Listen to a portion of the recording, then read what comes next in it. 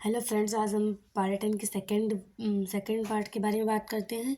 उसके first part में हमने देखा था पर्यटन का अर्थ, पर्यटन की संकल्पना और पर्यटन की परिभाषा। आज हम देखते हैं पर्यटन का विषय क्षेत्र।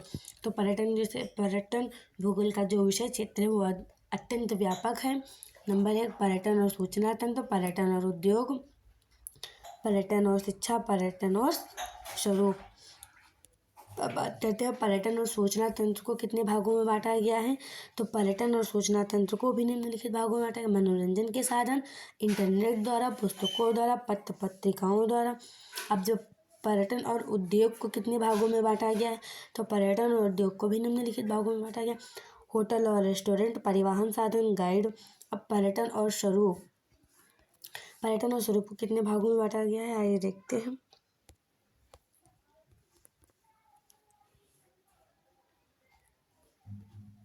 पर्यटन और स्वरूप के भाग: प्राकृतिक पर्यटन और सामाजिक पर्यटन। तो जो पर्यटन है प्राकृतिक तथा सामाजिक दोनों तत्वों का मिश्रण है, क्योंकि मानव भ्रमण के लिए प्राकृतिक एवं सामाजिक कारकों से आकर्षित होता है। जैसे प्राकृतिक कारकों में पर्वत, पठार, मैदान तथा मरुस्थलीय जलवायु, वनस्पति, जीव जंतु तथा जलीय महासागर या झीलें, नदियाँ, तालाब आदि का अध्ययन पर्यटन भूगोल में किया जाता है। यहाँ पे ये गलत हो गया, यहाँ पे होगा आदि का अध्ययन प्राकृतिक पर्यटन में किया जाता है।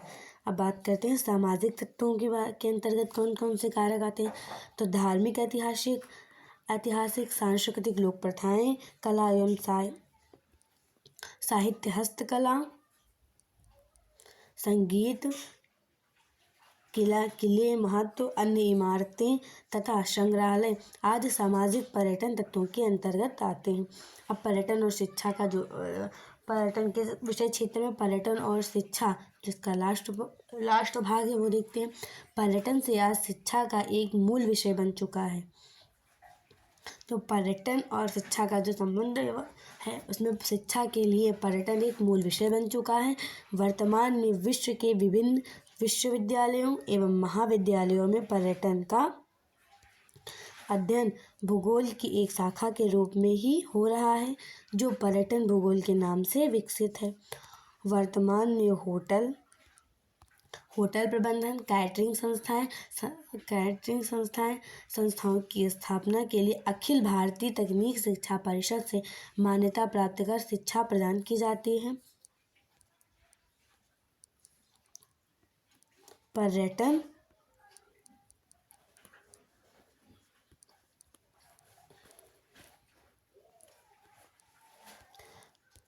पर्यटन आज एक नवीन विषय के रूप में सामने आता है। पर्यटन और प्रबंधन। तो पर्यटन और प्रबंधन के बारे में देखते हैं। तो आज पर्यटन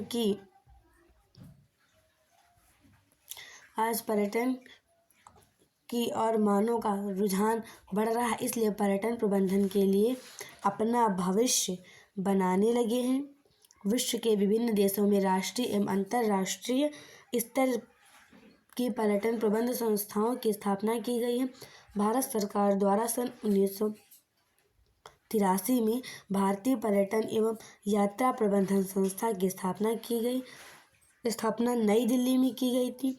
तो पर्यटन एवं यात्रा प्रबंधन संस्थान की स्थापना भारत सरकार ने 1938 में नई दिल्ली में की, जिसे 1992 में ग्वालियर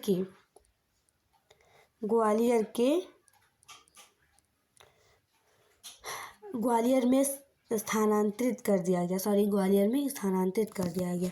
इसके अंतर्गत विभिन्न प्रादेशिक एवं स्थानीय पर्यटन प्रबंधन कार्यालय की स्थापना की गई। इन सभी का अध्ययन पर्यटन भूगोल में किया जाता है। यह पर्यटन भूगोल के अध्ययन का मुख्य विषय क्षेत्र है। अब बात करते हैं पर्यटन विकास को प्रभावित करने वाले कारकों के बारे में। तो पर्यटन के विकास को प्रभावित करने वाले कारक निम्नलिखित है: प्राकृतिक कारक, सांस्कृतिक कारक। प्राकृतिक कारक क्या होते हैं, आइए देखते हैं।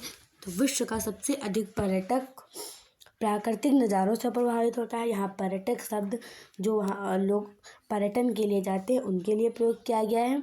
मौसम और जलवायु की विषमताएं, धरातली विविधताएं, जीव जंतुओं की विषमताएं मानव को अपनी ओर आकर्षित करती हैं।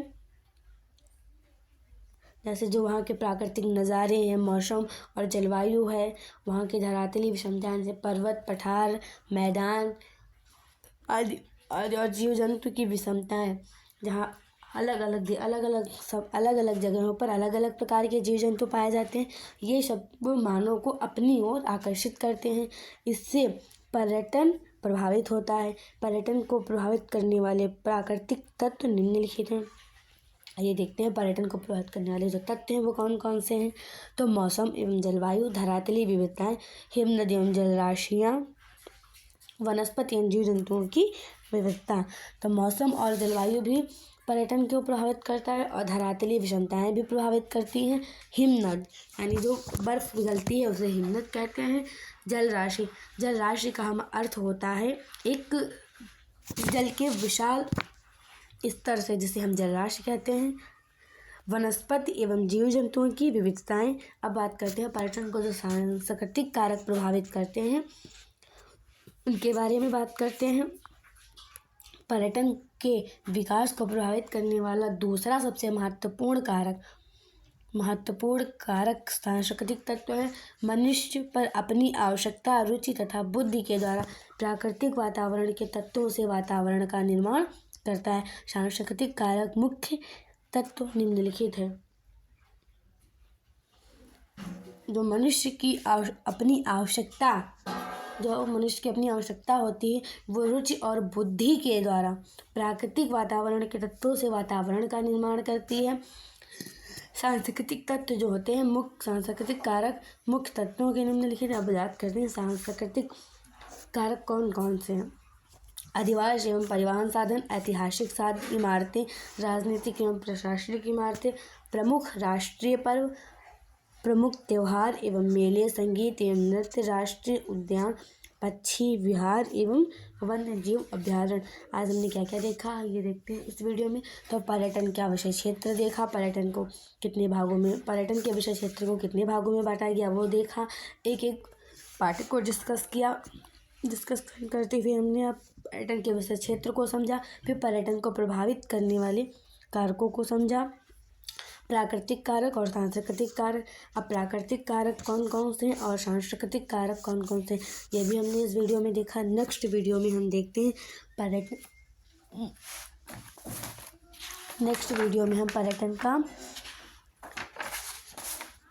पर्यटन का अंतर संबंध देखेंगे कि पर्यटन का जो अंतर संबंध वह किन किन विषयों से है और किन किन साधनों से है। Thanks for watching my video.